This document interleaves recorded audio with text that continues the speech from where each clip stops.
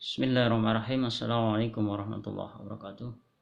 Alhamdulillah nahmaduhu wa nasta'inu wa nastaghfiruh wa na'udzu billahi min syururi anfusina wa min sayyiati a'malina may yahdihillahu fala mudilla lahu wa may yudlil fala hadiya lahu.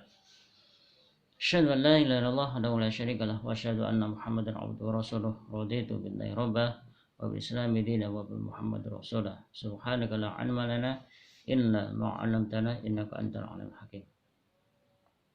Alhamdulillah, segala puji bagi Allah. Mari kita aturkan rasa syukur kita atas segala limpah nikmat dan karunia yang telah diberikan pada kita. Alhamdulillah, hari ini kita masih diberikan kenikmatan oleh Allah. Kita masih diberikan kesempatan untuk menjalani hidup ini, yang berarti kita masih diberikan kesempatan oleh Allah untuk menata hidup kita menjadi lebih baik lagi. Semoga Allah memberikan kekuatan pada kita, kesabaran pada kita untuk selalu menjalankan kebaikan-kebaikan menjadi tugas rutin kita. Dan kita berharap semoga kita diwafatkan oleh Allah dalam keadaan husnul khatimah.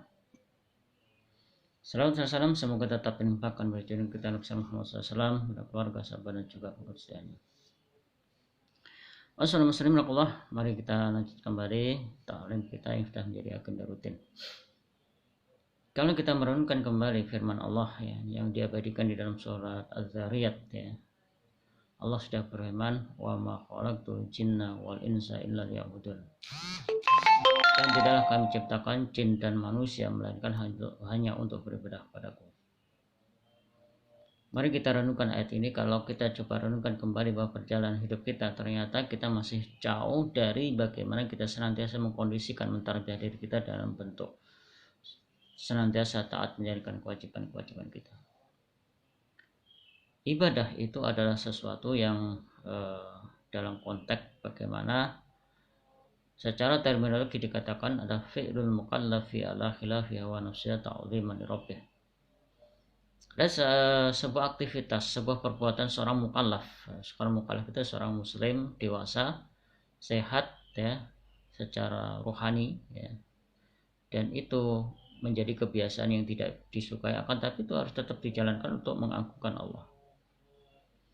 Dalam konteks seperti ini, mari kita coba renungkan kembali. Sudahkah hidup kita itu sudah berjalan, sudah seiring dengan apa yang Allah gariskan untuk kita jalani? Mari kita coba lihat kembali bagaimana ritme perjalanan hidup kita. 24 jam yang Allah berikan pada kita. Padahal ketika Allah menciptakan kita, sudah memberikan fasilitas hidup pada kita. Kita diberikan kebebasan untuk bernafas. Kita diberikan kebebasan untuk bagaimana menjalani kehidupan di atas bumi ini. Bahkan ketika Allah memberikan nikmat itu kalau kita renungkan kembali, ditegaskan oleh Allah, wa in ta'uddu ni'matallahi la tuhsuha. Dan jika kamu mau menghitung nikmat Allah, sudah dipastikan kalian tidak akan mampu menghitungnya. Itu kalau kita coba renungkan kembali bahwa semua aspek kehidupan kita itu tidak lepas dari Allah. Tetapi masyaallah muslimin Allah, kalau kita renungkan kembali, ternyata lisan kita itu masih belum bisa terjaga untuk senantiasa bagaimana kita mengucapkan kalimat hamdalah, pujian kepada Allah Subhanahu wa taala. Padahal kita sudah setiap waktu, setiap saat mengucapkan kalimat alhamdulillahirabbil alamin. Segala puji bagi Allah, zat yang telah mengatur alam semesta ini. Mari kita coba renungkan kembali. Kita lihat apakah kita termasuk orang yang bisa bersyukur ataukah sebaliknya menjadi orang yang kufur. 24 jam yang telah Allah sediakan untuk kita jalani itu kalau kita coba renungkan, hampir semua mayoritas waktu yang kita terima, yang kita jalani, semuanya hanya untuk urusan nafsu kita. Berapa jam kita bekerja bahkan kalau kita coba renungkan, mulai jam 6 bolehlah kita bekerja dan kita kembali pukul 4 atau pukul 16 sore hari. Jadi kalau kita lihat berapa itu? Jam 8, 9, 10, 11, 12, 13, 14, 15, 16. Hampir 9 jam kita berkutat dengan urusan dunia kita. Kemudian setelah kita pulang itu belum tentu kita kemudian berpikir untuk bagaimana kita melakukan aktivitas yang sifatnya untuk kepentingan akhirat kita. Kita masih berkutat dengan urusan-urusan yang menyangkut urusan nafsu kita. Bagaimana kita menikmati kehidupan, itu yang menjadi filosofi hidup kita. Dan bisa dipastikan hampir ya 24 jam yang disediakan tuh sedikit sekali ya, minim sekali ya kita bagaimana kita melakukan aktivitas untuk urusan akhirat kita. Begitu kita pulang sebentar ya, kita melakukan aktivitas duniawi kita, kemudian nanti kita istirahat tidur. Dan tidur itu kita tidak bisa diganggu gugat. Bahkan kita seringkali marah-marah lantaran apa? Tidur kita diganggu.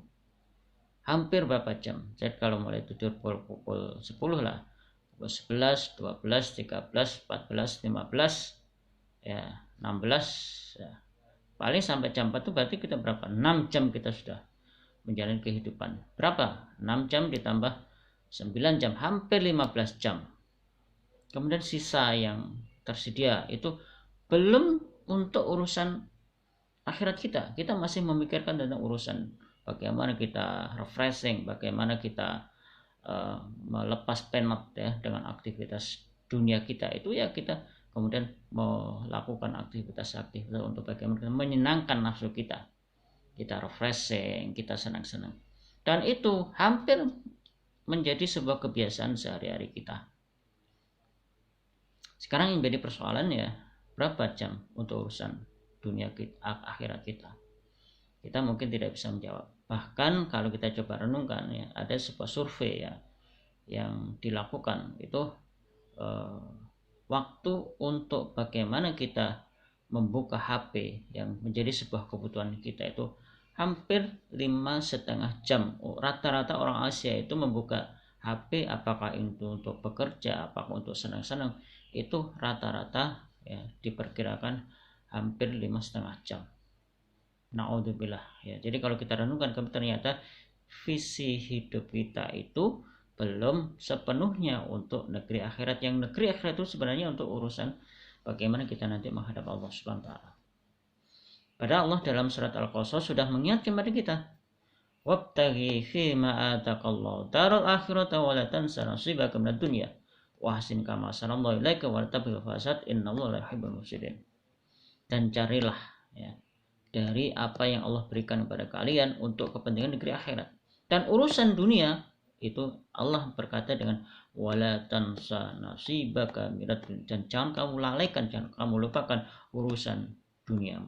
Jadi di sini kalau kita merenungkan kembali kontennya itu sebenarnya untuk urusan akhirat, kita diperintahkan untuk bagaimana kita selalu memprioritaskan hidup kita. Sedangkan urusan dunia ya nanti bisa sambil lalu. Nah, tetapi diri kita masih belum terkondisikan untuk bagaimana kita senantiasa melakukan aktivitas untuk stressing kehidupan akhirat. Ada sebuah nasihat yang ingin saya sampaikan pada pagi hari ini ya. Ada sebuah metode pelatihan ya hafal Al-Quran. Itu yang disebut dengan tes ya. Tes itu sebenarnya tilawah evaluasi sederhana ya. Itu memberikan salah satu tipnya adalah bagaimana agar kita bisa mengisi hidup kita itu dengan memberikan rumus ya 120/10. Maksudnya apa?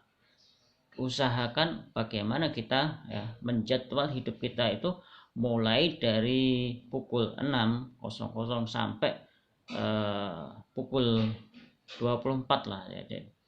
Itu kita bisa membagi ritme kehidupan. Jadi setiap 2 jam beraktivitas coba kita sempatkan untuk membaca Al-Quran 10 menit saja.